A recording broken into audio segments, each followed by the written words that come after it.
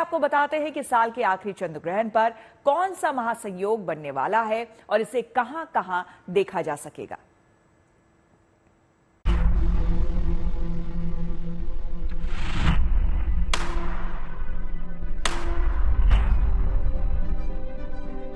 चांद पर पड़ेगी धरती की छाया,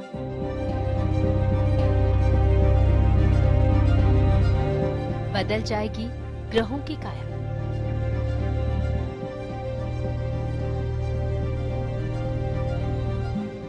साल के आखिरी चंद्र ग्रहण का योग जीवन में लाएगा कौन से संयोग। जल्द ही 2023 का आखिरी चंद्र ग्रहण लगने वाला है। ग्रहण न केवल चांद को प्रभावित करता है, बल्कि इसका प्रभाव धरती और उस पर रहने वालों की जिंदगी पर भी पड़ता है। किसी के लिए ग्रहण अच्छे प्रभाव छोड़ता है, तो किसी के लिए यह आफत का सबब बन जाता है।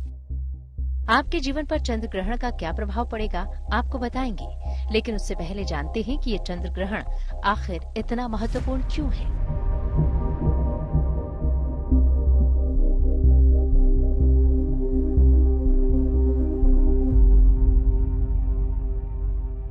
देखिए, साल का जो अंतिम चंद्र ग्रहण है वो बड़ा महत्वपूर्ण है, क्योंकि इसमें दो राशियां विशेष रूप से इन्वॉल्व हो रही हैं, एक मेष राशि और एक तुला राशि। और इसमें अग्नि के सारे ग्रह इन्वॉल्व हो रहे हैं। सूर्य, मंगल, केतु, इनका प्रभाव है निश्चित रूप से, और साथ ही साथ शनि का भी प्रभाव है।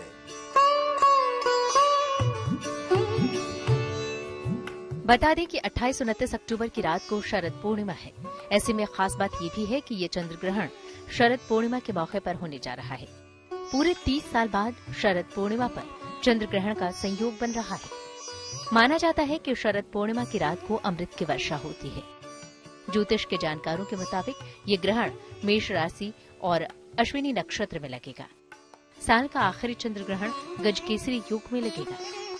चंद्रमा और गुरु की युति से गजकेसरी योग बनता है, तो इससे कई राशियों के लोगों को लाभ हो सकता है। साथ ही इस चंद्र ग्रहण के मौके पर रवि योग, बुधादित्य योग, शश योग और सिद्ध योग और सौभाग्य योग भी बनेगा।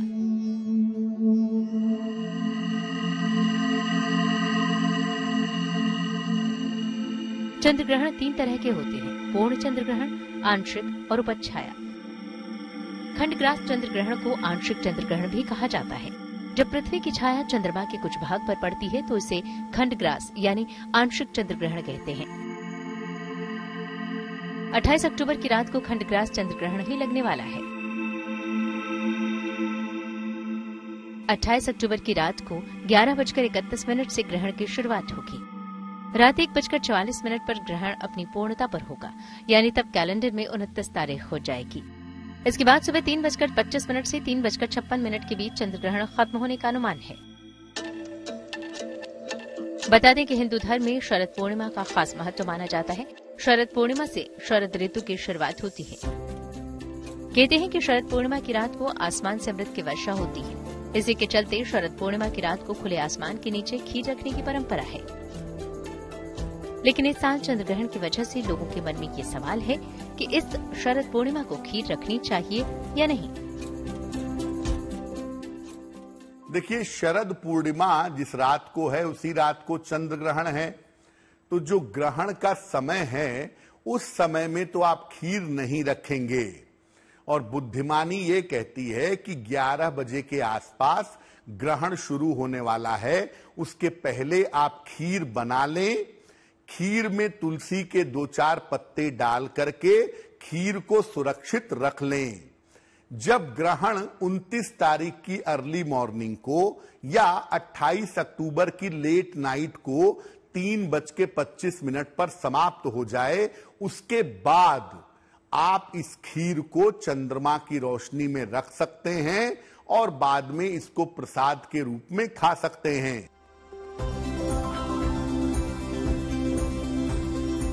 शरद पूर्णिमा पर होने जा रहा साल का आखिरी चंद्र ग्रहण न केवल भारत में नजर आ रहा है, बल्कि इसका धार्मिक महत्व भी है। इसलिए इस चंद्र ग्रहण का स्तूतक भी मान्य होगा। देखिए, चंद्र ग्रहण का जो आरंभ है, वैसे तो अगर हम उपछाया से स्पर्श देखें तो वो 28 तारीख की रात में लगभग 11 बजे से शुरू हो जाएगा। लेकिन अगर वास्तविक ग्रहण देखें तो लगभग घंटे भर बाद शुरू होगा। तो इसके हिसाब से सूतक का जो समय है वो 28 तारीख को दोपहर के 2 बजे से सूतक आरंभ हो जाएगा, लगभग 2 बजे के आसपास से। और ये सूतक ग्रहण के समाप्त होने तक यानी 29 अक्टूबर की अर्ली मॉर्निंग लगभग 3:25 तक ये सूतक चलता रहेगा। अब चूंकि ग्रहण भारतवर्ष में दृश्य है, भारतवर्ष में दिखाई देगा, इसलिए सूतक के सारे नियमों का पालन इस ग्रहण में करना होगा। बता दें कि साल का आखिरी चंद्र ग्रहण भारत के अलावा दुनिया के कई और देशों में भी दिखाई देगा। ये चंद्र ग्रहण अटलांटिक और हिंद महासागर के क्षेत्रों में दिखाई देगा। इसके अलावा पश्चिमी और दक्षिणी प्रशांत महासागर के इलाकों में भी ये चंद्र ग्रहण देखा जा सकेगा। तो वहीं अफ्रीका, यूरोप और ऑस्ट्रेलिया में भी ये चंद्र ग्रहण नजर आएगा।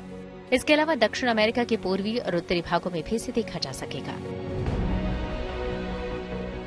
चंद्र ग्रहण साल की सबसे बड़ी खगोलीय घटनाओं में से एक होता है। ज्योतिष के जानकारों के मुताबिक ग्रहण कई लोगों की राशि पर प्रतिकूल प्रभाव डाल सकता है। ऐसे में चंद्र ग्रहण के प्रभाव को कम करने के लिए ज्योतिष विज्ञान में कई तरह के उपाय बताए गए हैं। ज्योतिष के नियमों के मुताबिक ग्रहण काल में अधिक से अधिक शिव मंत्र का जप करें, चाहे तो चंद्रमा के मंत्र का जप भी कर सकते हैं। ग्रहण के बाद चंद्रमा से संबंधित चीजों का दान करें। चंद्र ग्रहण के बाद चावल, चीनी, दूध या चांदी का दान करना शुभ माना जाता है। ज्योतिष शास्त्र का मानना है कि हर ग्रहण अपने साथ शुभ या अशुभ संकेत लेकर आता है। ग्रहों की दशा और दिशा का असर हमारी जिंदगी पर पड़ता है, इसलिए कुछ बातों का ध्यान रखना अच्छा माना जाता है, ताकि चांद पर लगने वाले ग्रहण से जिंदगी में शुभता का उजाला कम न हो। Bureau report, S news Hindi.